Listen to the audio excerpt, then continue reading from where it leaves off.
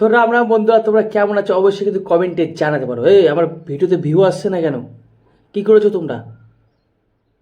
কি করেছো? ভিডিওতে ভিউ আসছে না? এত কষ্ট করে ভিডিও বানাচ্ছে আর ভিউ আসছে না, আর কি মারছো? তাড়াতাড়ি ভিডিও দেখো আর লাইক করো, চ্যানেলটিকে সাবস্ক্রাইব করে দাও। ইয়ার কি হচ্ছে? ইয়ার কি? আরে মজা করছিলাম। তো প্রথমে যে নিউজটা দেবো সেটা হচ্ছে দেবী চৌধুরানী। তোমরা সকলেই জানো দেবী চৌধুরানী হচ্ছে আমাদের বাংলা ইন্ডাস্ট্রির বিগ বাজেট মুভি, যার বাজেট কিন্তু 250 কোটি টাকা। ভাবতে পারছো? 250 কোটি টাকা। তো তার একটা পোস্টার এসছে, মোশন পোস্টার যাকে বলা হয়, সেখানে লেখা আছে যে কী লেখা আছে, রিলিজ সুন। তার মানে 16 তারিখে রিলিজ হচ্ছে না, মে মাসের 16 তারিখে রিলিজ হওয়ার কথা ছিল, কিন্তু এখন এই পোস্টারটা দেখে মনে হচ্ছে যে 16 তারিখে ভাই রিলিজ হচ্ছে না। তবে কবে হচ্ছে সেটা আমিও জানি না, তোমরা আমাকে জানাও অবশ্যই। যদি টেনে হিজড়ে যদি দুর্গাপুজোর সময় নিয়ে যায় তাহলে ক্ষতি নাই। তাহলে কি দুর্গাপুজোর সময় টেনে হিজড়ে নিয়ে যাবে, মানে দেবদার সঙ্গে ক্লাস করাবে? দেবদার কি মুভি, সেই আপডেট তো আসবেই। দেবদার হচ্ছে রঘু ডাকাত, সেই মুভির সঙ্গে ক্লাস করিয়ে কি দুর্গাপুজোর সময় চালু করবে, মানে আনবে? সেটা একটা বড় প্রশ্ন। ও তোমাদের কি মনে হচ্ছে কমেন্টে জানাতে পারো। দেবী চৌধুরানীর শুটিং মুভি সবই তো হয়ে গেছিলো, তাহলে মুভিটা কেন এলো না? কী প্ল্যান করছে জানি না। হয়তো ভাবছে দুর্গাপুজোর সময় নিয়ে আসবো, কেউ দুর্গাপুজোর সময় তো দেবদার মুভি আসছে, এ ভারী অস্বস্তি। তো যখন দেবদার কথা হচ্ছে তখন রঘু ডাকাতের কথাটাও একটু বলে দিই।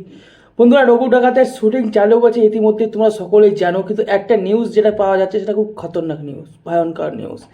সেই শুটিংয়ে কিন্তু দেবদার সঙ্গে রীতিমতো রজতাভ দত্তও কিন্তু ডাকাতি করছে, জঙ্গলে থাকছে। ভাই মুভির শুটিংয়ের কথা বলছি কিন্তু আমি, ডাকাতি করছে, জঙ্গলে থাকছে, তার মানে কী বোঝা যাচ্ছে যে রজতাভ দত্ত একটা ভালো একটা ক্যারেক্টারে রোল প্লে করতে যাচ্ছে এই রঘু ডাকাত মুভিতে, বা অভিনয় করতে যাচ্ছে। বেশ বড় একটা চমক কিন্তু এটা। এটা এতদিন কেউ জানতো না, যে নিউজটা আমি তোমাদের দিলাম তোমরাও নিজেরাও জানতো না, আমিই জানতাম না, তোমরা কি জানবে? তো সেই নিউজটা একটা ভালো, যার একটা পুরনো সেই জিনিস দেখা যাবে, সেই চ্যালেঞ্জ 2 মনে আছে তো? সেরকম একটা কম্বিনেশন দেখা যাবে, যে দেবদা আর রজতাভ দত্ত, ভাই বইটা পুরো জমে ক্ষীর হয়ে যাবে। সেই পুরনো ব্যক্তিদের আবার আমরা দেখতে পাবো সিনেমার বড় পর্দায়, এটা কোথাও না কোথাও একটা ভালো একটা জিনিস।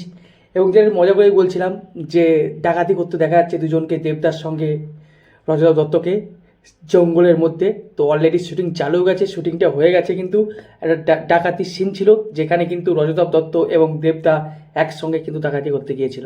ভাবতে পারছো তো বইটা তাহলে কেমন হবে যখন দুর্গাপুজোর সময় আসবে? অসাম হবে।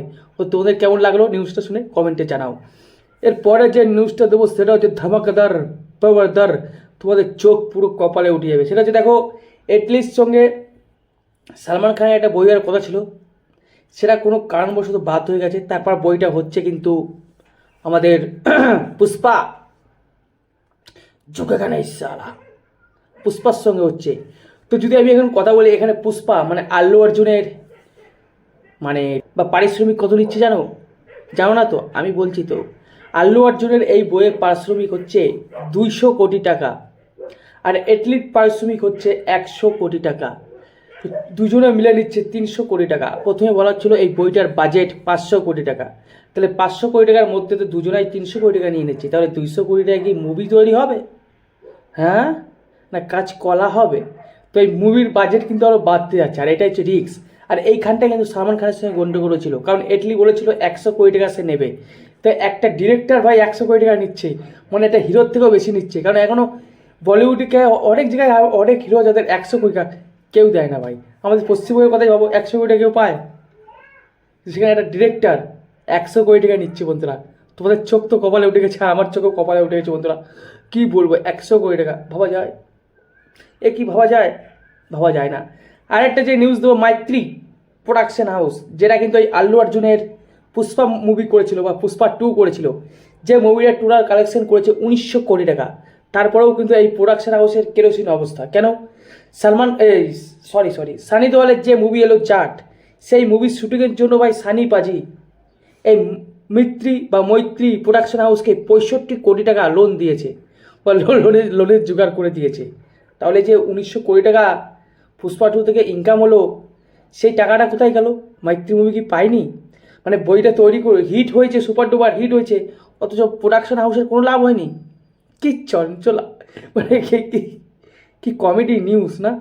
এত কোটি টাকা কালেকশন করেছে, অথচ লোন নিয়ে বই তৈরি করছে জাট মুভি। যেটা রিলিজ হয়ে গেছে। অবশ্যই এটা কোনো ব্যাপার নয়, কারণ এনাদের কাছে যে বই টাকাটা তো আসে, তারা কি গরিব হয়ে গেছে? গরিব কিন্তু হয়নি। তাদের কাছে টাকাটা অবশ্যই আছে, কিন্তু তারা টাকাটা অনেক বিভিন্ন ভিন্ন প্রজেক্টে কিন্তু লাগায়। তো ক্যাশটা তাদের হাতে নেই। আর যারা বড়লোক হয় তারা এরকমই হয়, কিন্তু ক্যাশ তাদের কাছে থাকে না, তারা বিভিন্ন প্রজেক্টে কিন্তু লাগিয়ে দেয়। তো সেরকমই প্রজেক্টে লাগিয়ে দিয়েছে, তাই আবার তাদেরকে বাইরে থেকে ভাই লোন নিতে হয়েছে এবং জাট মুভিটাকে তৈরি করা হয়েছে।